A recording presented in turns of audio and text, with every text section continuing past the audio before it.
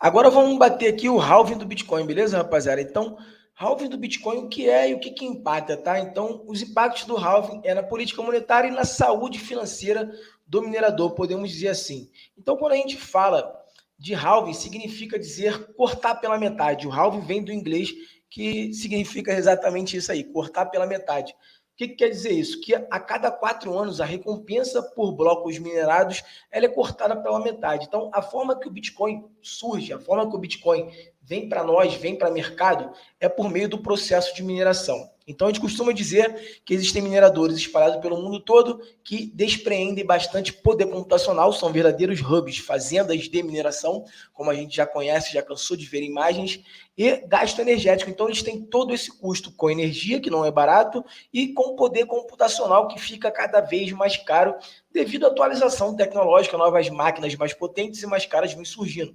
E eles estão ali em uma verdadeira competição para ver quem acha um nonce, que a gente chama, tá? Então, imagina que tá eu, você, Joãozinho e Zezinho competindo para ver quem acha um número primeiro. E é exatamente isso, por tentativa e erro, a máquina vai rodando até ela achar o que a gente chama de nonce.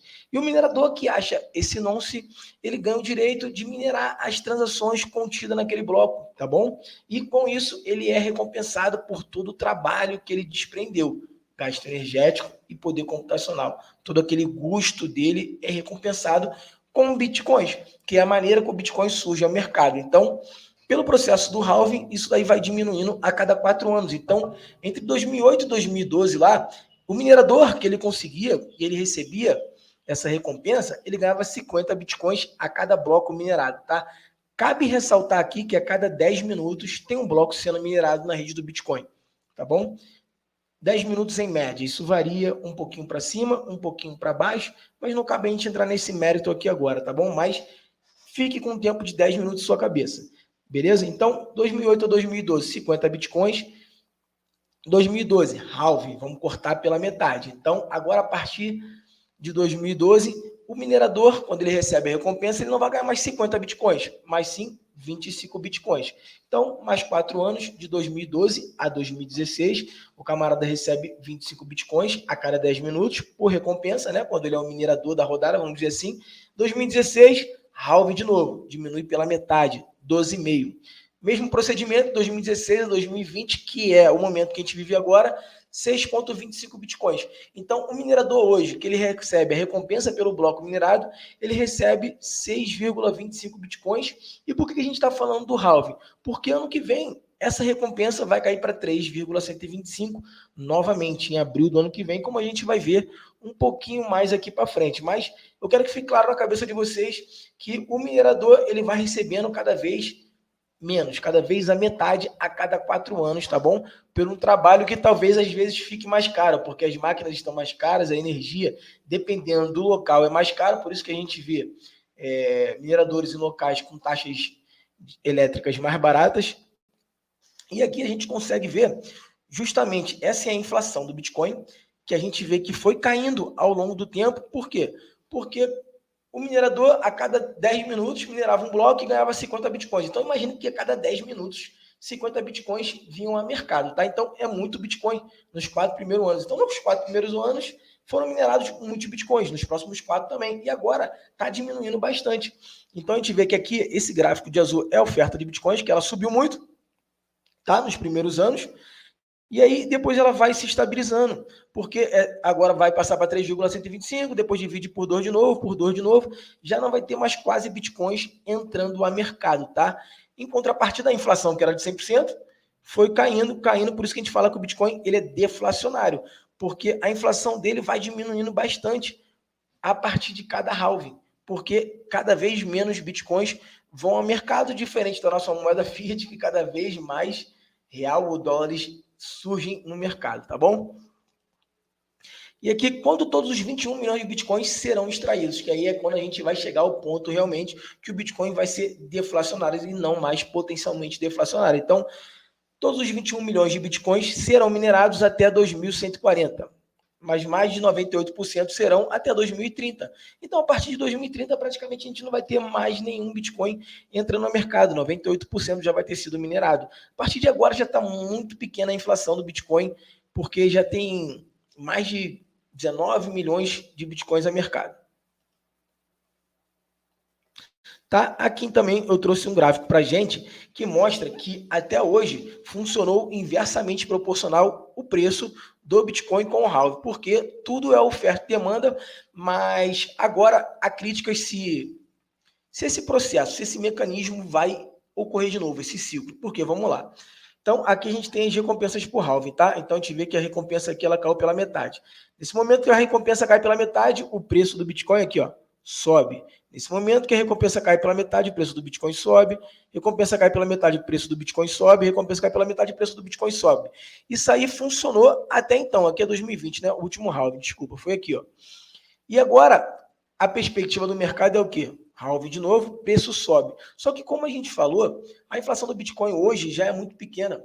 Não faz mais tanta força a redução cair pela metade no poder da oferta de Bitcoin, tá bom? Só que a demanda aumenta muito próximo do halving. Talvez o Bitcoin não suba pela oferta, que vai ser reduzida, mas sim pela demanda que surge com o efeito psicológico do halving, pelas pessoas esperarem que o Bitcoin se valorize pós-halving. A gente vê muita gente grande do mercado tradicional, que não é tão imerso no mercado cripto, falando que está chegando o halving e o Bitcoin vai subir simplesmente por isso.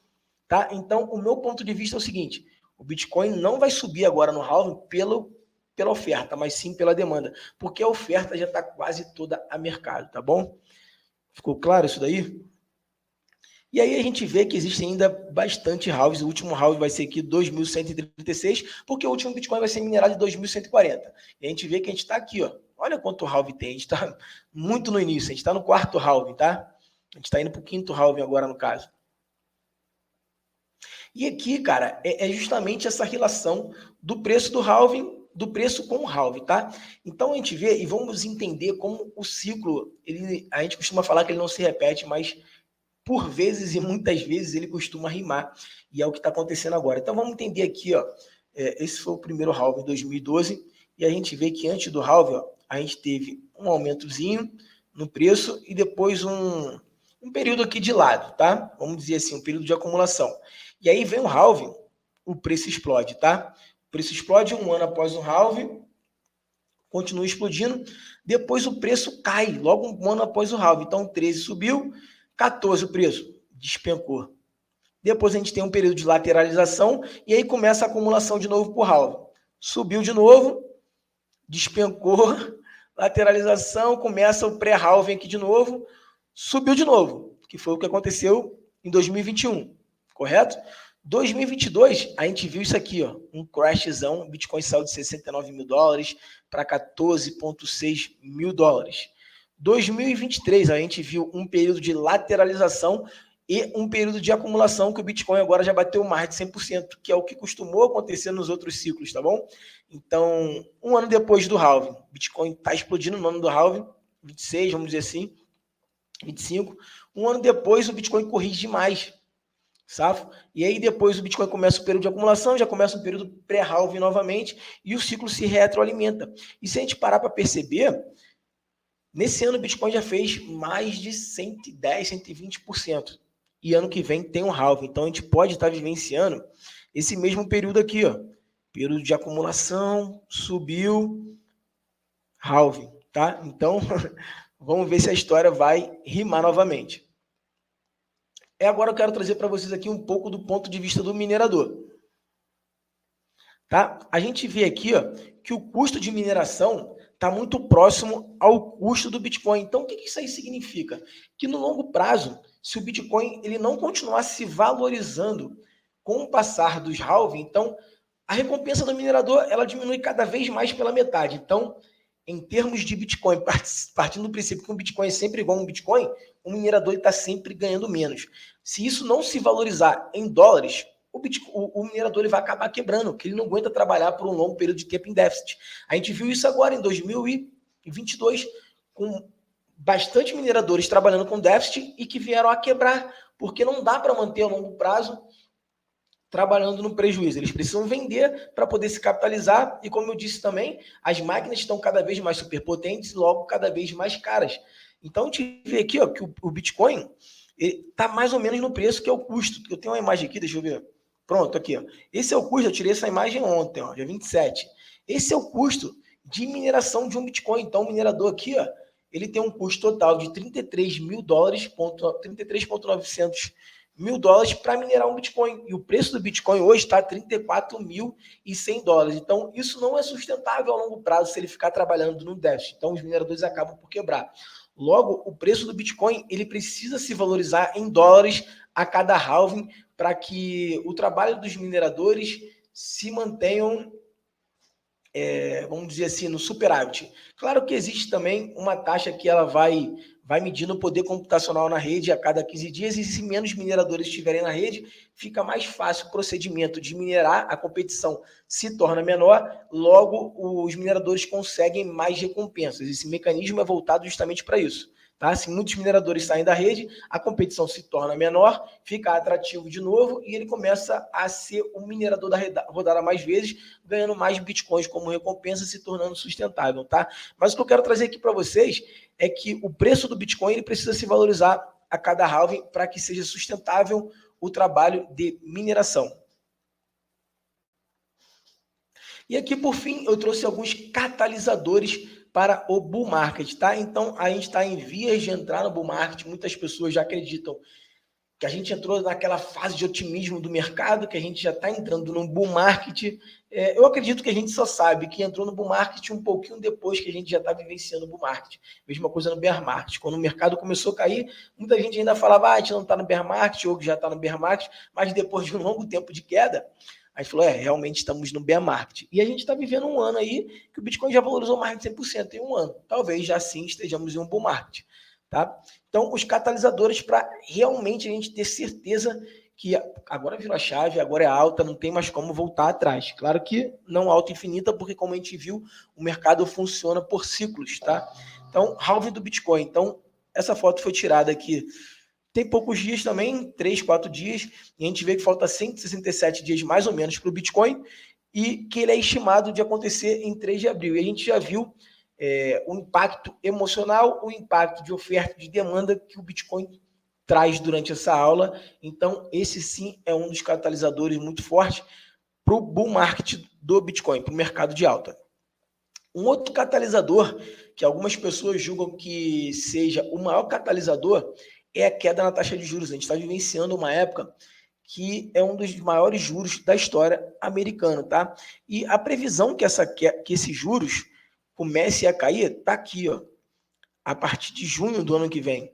Então, a partir de junho, a partir de maio, junho do ano que vem, o mercado começa a precificar uma queda na taxa de juros dos Estados Unidos. E os juros, ele manda no ciclo do dinheiro. Pensa comigo. Se a gente tem os investimentos que são considerados mais seguros de investir, títulos públicos do governo no Brasil, que é um tesouro direto que a gente fala, lá no governo americano, todos eles estão pagando bem, correndo pouquíssimos juros. Os juros que ele tem é se o país quebrar. E se o país quebrar, realmente, a maioria já está indo por água abaixo. Tá? Então, se aquilo está pagando bem, com pouco risco, os investidores não têm motivo para correr risco algum. Mas quando a taxa de juros começa a diminuir, aquilo começa a pagar mal. E eles precisam correr certo risco para poder receber um yield a mais, para poder ver o seu dinheiro se valorizar. E aí o mercado de ações, o mercado de renda variável e o mercado de cripto, que é considerado um dos mercados mais arriscados, né? Eu gosto de dizer que o risco está atrelado ao quanto você conhece de alguma coisa. Mas o fato é que esse capital começa a voltar para cá, para ter um yield maior, para ter uma valorização, porque ela já não está pagando, apesar da segurança, o custo-benefício, o custo-risco-retorno não compensa de estar investido lá. Então, esse capital começa a voltar para cá. E nesse momento a gente já está posicionado, e quando esse capital começa a voltar, tudo é oferta e demanda, eles começam a comprar, a pressão de compra, o preço sobe, beleza? Então, esse sim pode ser um dos maiores catalisadores também, na minha opinião. E o que eu já trouxe aqui também é esses grandes players, esses grandes gestores se posicionando em Bitcoin. Então, existe um consenso muito forte do mercado hoje que essa deadline aqui, ó, de 10 de janeiro, vai ser respeitada. Então, a gente acredita que há um potencial enorme de uma aprovação de um ETF spot de Bitcoin, da BlackRock principalmente, mas a partir do momento que um for aprovado, A maioria vai ser aprovada, porque o pedido é basicamente o mesmo. Então, a gente acredita que, nesse período de novembro a janeiro, haverá sim o lançamento, a aprovação de um ETF spot de Bitcoin. Diferente de um ETF futuro, o ETF spot precisa comprar Bitcoins. No caso da BlackRock e diversos outros, eles já informaram que vão comprar e vão custodiar com a Coinbase Custody. E isso sim pode fazer bastante preço. Recentemente, a gente viveu uma euforia, a gente está vivendo ainda essa euforia, porque saiu o ticker do ETF do Bitcoin, o IBTC, né? Lá na bolsa de Nasdaq. Isso daí a galera já começou a fomentar na cabeça que sim, já está quase certo, já está praticamente certo, só é uma questão de tempo para esse ETF ser aprovado, porque já tem até um ticket que está listado em bolsa, tá bom? E também rumores que a BlackRock começou a fase seed deles, né? Que é fase antes de ser lançado o ETF propriamente dito, que eles começam a acumular pequenas partes de Bitcoin.